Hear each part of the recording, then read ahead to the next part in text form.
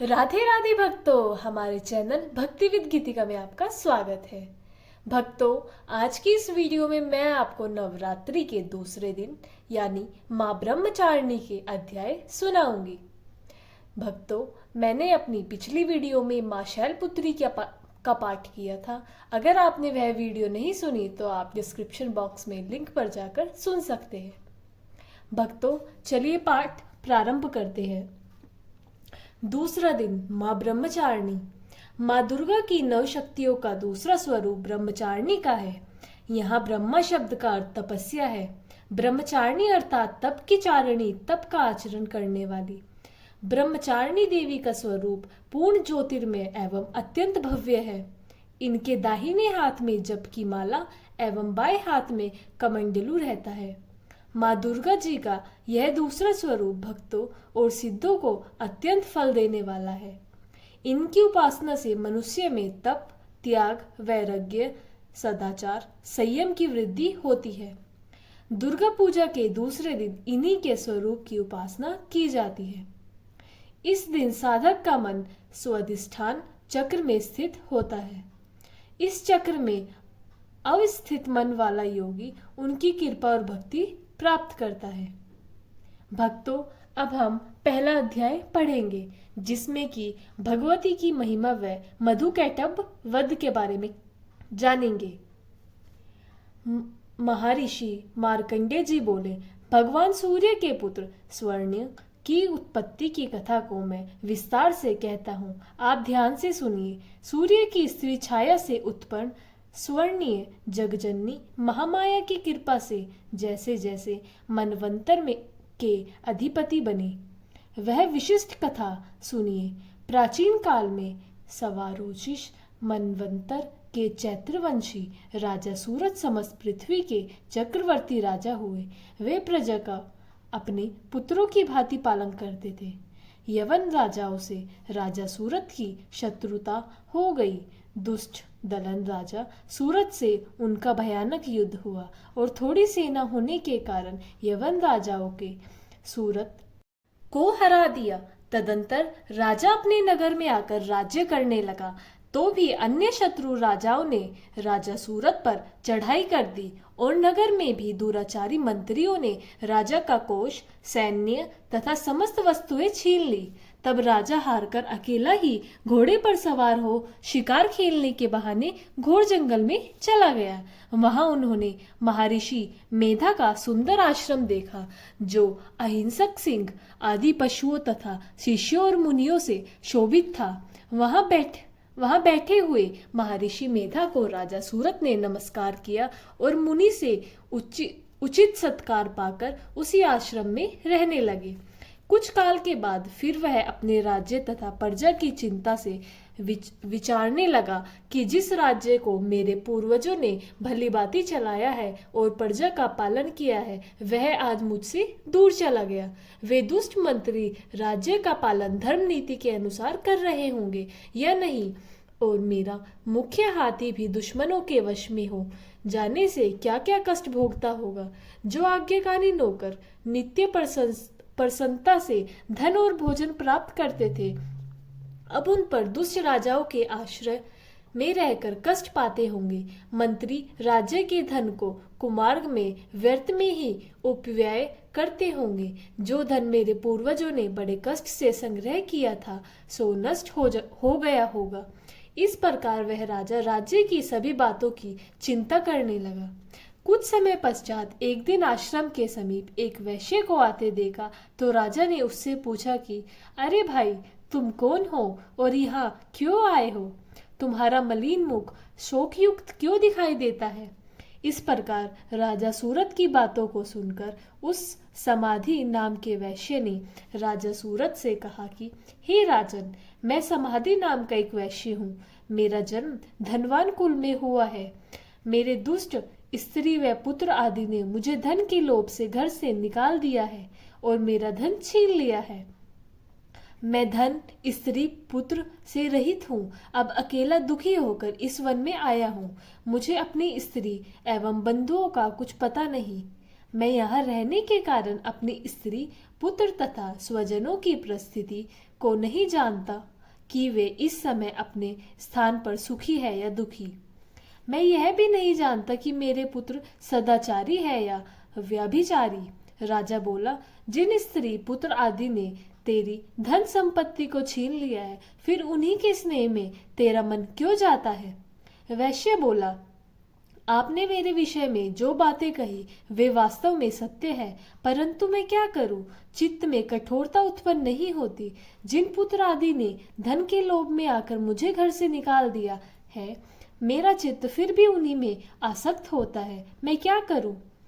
इन स्वजनों ने निर्मोही होने पर भी मेरे मन में उनके प्रति प्रेम है। मार्कंडेय ऋषि बोले, हे द्विज श्रेष्ठ, तत्पश्चात राजा सूरत और समाधि वैश्य दोनों मिलकर मेधा मुनि के समीप जाकर प्रणाम करके बैठ गए और मेधा ऋषि ने कथा प्रसंग करने लगे। राजा बोला, हे भगवान, मैं आपसे एक बात पूछना चाहता हूँ, आप कृपया करके बताओ। हे महाराज, मेरा मन वश में नहीं है, इससे मुझे दुख है। गए हुए राज्य तथा अन्य सभी स्त्री पुत्र बंधुओं की ममता मुझे अभी तक बनी हुई है। हे मुनि श्रेष्ठ, यह जानते हुए भी मेरा स्नेह उनमें अज्ञानियों की भांति विशेष बढ़ता जाता है और इस समाधि वैश्य को इसके स्त्री पुत्र आदि ने त्याग दिया है तथा इसे घर से बाहर निकाल दिया है, यह भी उनमें अत्यंत आसक्त रहता है। इसी तरह हम दोनों बहुत दुखी हैं। हे महाभाग, उनके दोषों को जानते हुए भी हम दोनों का हृदय उनके प्रति ममता से आसक्त रहता है। इतना ज्ञान होते हुए भी ऐसी ममता क्यों है? हम दोनों को अज्ञानियों की भांति मूढ़ता क्यों उत्पन्न हो रही है? महर्षि मेघा ने कहा, समस्त जंतुओं को जानने योग्य ज्ञान होता है। हे महाभाग, सभी प्राणी पृथक पृथक होते हैं। कोई दिन में नहीं देखते तो कोई रात्रि में नहीं देखते और कोई दिन रात्रि में समान दृष्टि से देखते हैं। पुरुष ज्ञान युक्त है, यह सत्य है, इसमें संदेह नहीं। केवल इसमें ही नहीं, सभी पशु पक्षी मृगादि में भी मनुष्य की भांति ही ज्ञान होता है। यह स्थूल ज्ञान होता है। जैसे मनुष्य में आहार आदि की इच्छा उत्पन्न होती है, वैसे ही पशु पक्षी में आहार विहार, निद्रा और मैथुन आदि की इच्छा उत्पन्न होती है। ज्ञान होने पर भी पक्षियों को तो देखो, भूखे होने पर भी ममतावश अपने बच्चों को नोच में स्नेह से चुगा देगा, प्रसन्न होते हुए। हे राजन, मनुष्य भी अपने पुत्र पौत्रों से इसी भांति बर्ताव करते हैं। वह पालन पोषण इस इच्छा से करते हैं कि जब हमारी वृद्ध अवस्था आएगी तब हमारा पालन पोषण वे करेंगे। क्या तुम यह नहीं देखते कि पुत्र आदि उनका भरण पोषण ना भी करे तो भी उनके माता पिता तो करते ही है, क्योंकि विश्व की स्थिति को रखने वाली महामाया के प्रभाव से मोह के गड्ढे में डाल दिए गए हैं।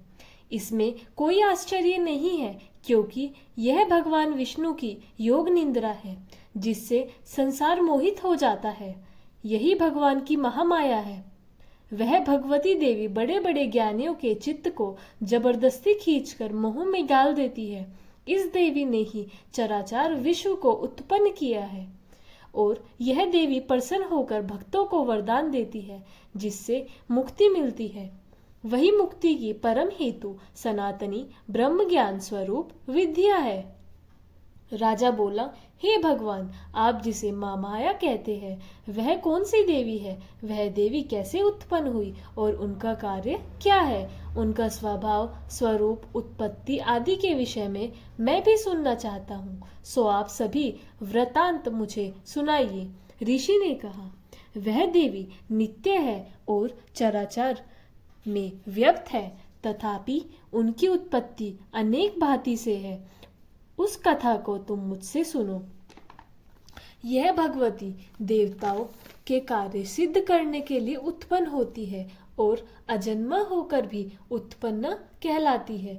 जब भगवान विष्णु विश्व को त्याग अनंत में जल ही जल करके योग निद्रा में शेष शैया पर शयन कर रहे थे, उस समय विख्यात मधु और कैटभ नाम के दो घोर असुर भगवान विष्णु के कान की मैल से पैदा होकर ब्रह्मा जी को मारने को तैयार हुए।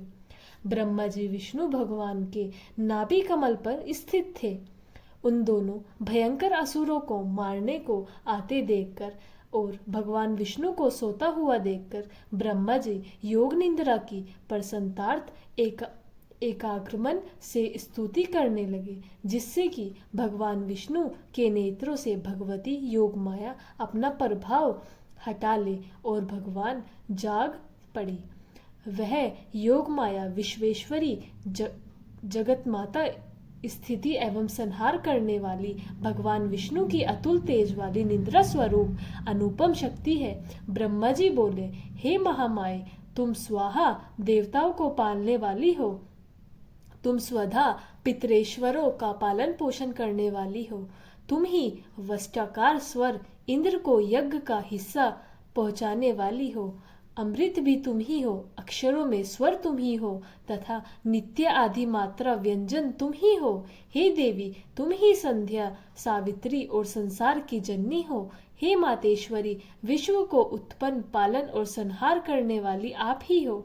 आप ही महाविद्या महादेवी महासुरी हो। आप ही समस्त चराचार के तीनों गुणों सत्त्व रज तम को उत्पन्न करने वाली प्रकृति हो। आप ही कालरात्रि हो। आप ही खंडक शूल घोर गदा चक्र शंख धनुष बाण भुशुंडी परिद आदि अस्त्र शस्त्रों को धारण करने वाली हो। हे देवी, आप ही सौम्यता हो तथा संसार में आप ही अति सुंदर हो, पर तथा अपरों में श्रेष्ठ आप ही परमेश्वरी हो।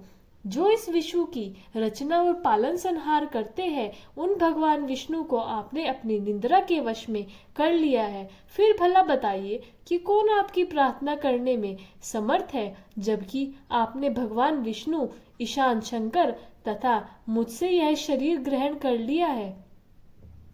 आप तो अपने प्रभाव से स्वयं प्रकाशित हो। मधु और कैटभ नाम के इन महादुष्टों को आप मोह लीजिए और विश्वपति भगवान विष्णु को जगाइए। इन दोनों महाअसुरों का संहार करने के लिए भगवान को बुद्धि दीजिए। ऋषि बोले, इस प्रकार जब ब्रह्मा जी ने मधु और कैटभ असुरों के संहार के लिए तथा भगवान विष्णु को जगाने के लिए तामसी देवी की प्रार्थना की, तो उसी समय भगवान विष्णु के नयन मुख नाक भुजा हृदय और वक्ष स्थल से निकलकर अव्यक्त योग माया उपस्थित हो गई और योग निद्रा से भगवान जाग गए। तदंतर भगवान विष्णु ने उन पराक्रमी वीर्यवान मधु और कैटभ असुरों को देखा, जिनकी ब्रह्मा जी को खाने के लिए आंखें लाल हो रही थी। तब भगवान विष्णु ने शेष शैया से उठकर उन असुरों से 5000 वर्ष तक बाहु युद्ध किया। अति बलशाली महाउत्तम दोनों असुरों को महामाया ने मोहित कर रखा था। अतः दुष्टों ने भगवान से कहा कि आप हमसे वरदान मांगो। भगवान ने कहा, यदि तुम मुझ पर प्रसन्न हो तो मेरे हाथों तुम्हारी मृत्यु हो। मैं तो केवल यही वर चाहता हूँ। ऋषि ने कहा, इस भांति जब भगवान ने उनसे वरदान ले लिया तो वे भगवान से कहने लगे कि हमें स्वतंत्र जल ही जल दिखाई देता है, इसलिए हे भगवान, हमारा वध उस स्थान पर कीजिए जिस जगह पर पानी ना हो। ऋषि मेधा ने कहा, तब भगवान विष्णु ने शंख चक्र और गदा धारण किए और उन्हें तथास्तु कहा। दोनों के सिर अपनी जांघों पर रखकर त्रकम से काट दिए। इस प्रकार यह महामाया देवी श्री ब्रह्मा जी की प्रार्थना करने पर स्वयं उत्पन्न हुई। हे राजन, मैं अब इसके प्रभाव को बताता हूँ, आप ध्यान से सुनो। भक्तों, इसका प्रभाव मैं आपको दूसरी वीडियो में पार्ट 2 में सुनाऊंगी। आगे आने वाली वीडियोस के लिए इस वीडियो को लाइक करें, चैनल को सब्सक्राइब करें और कमेंट बॉक्स में जय माता दी के जयकारे लगाएं। जय माता दी।